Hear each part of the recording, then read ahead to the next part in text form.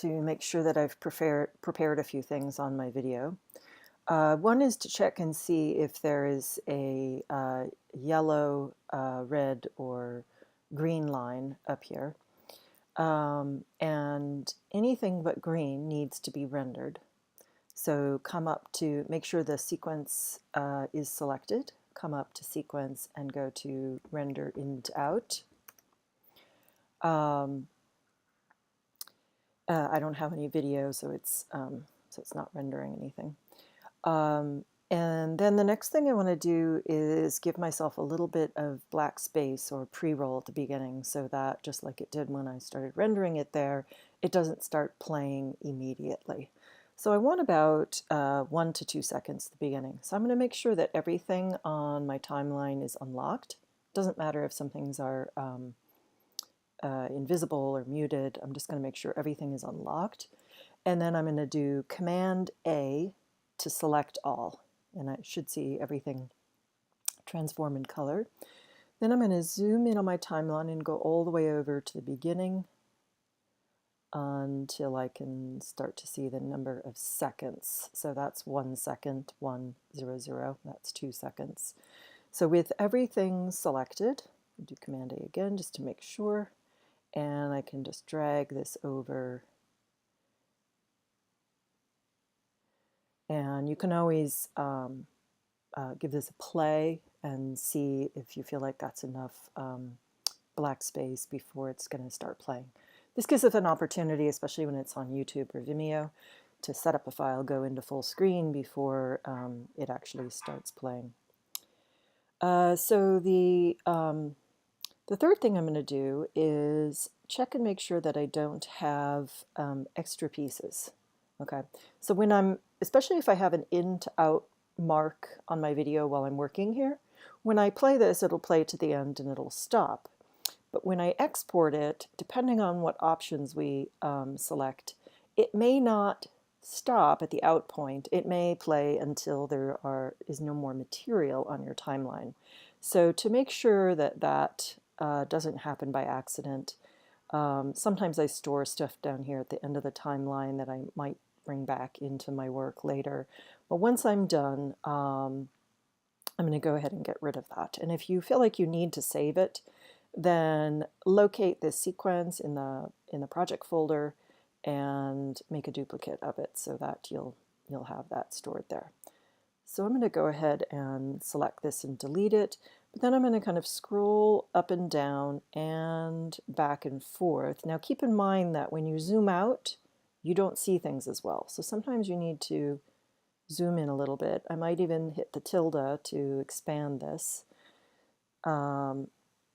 And take a look in both the video and audio and just sort of scroll past. A lot of times I find students have things like way out here in outer space and their video ends up exporting like 10 minutes, whereas in reality it's only a 30-second video. So I think I've gotten rid of all of that.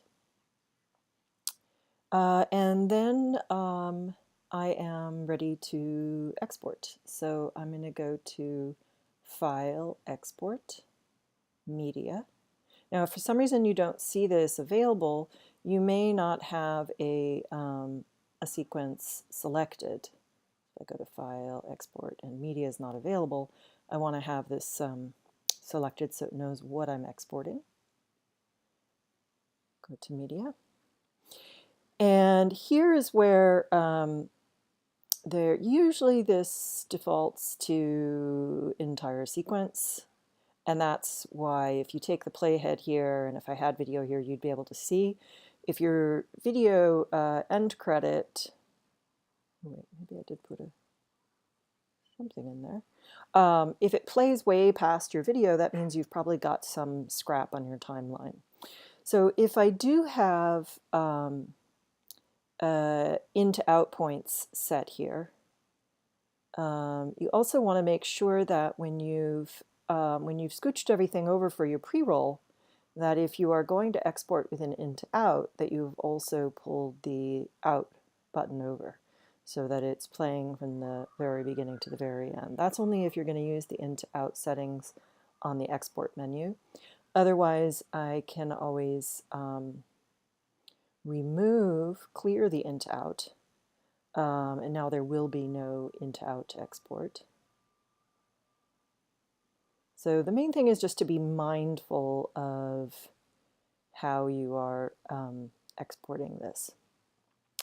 Next thing is it depends how I export it, really depends on what my target is. If I want to export a high definition video, I can use QuickTime.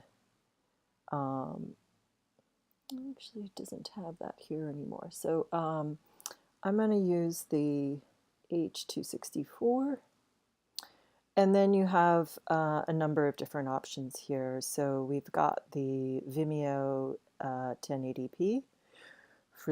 If we have both video and audio, we want to make sure that both of those are selected. We definitely want to click on output name. This is going to decide not only what we're calling our video, but where we are putting it.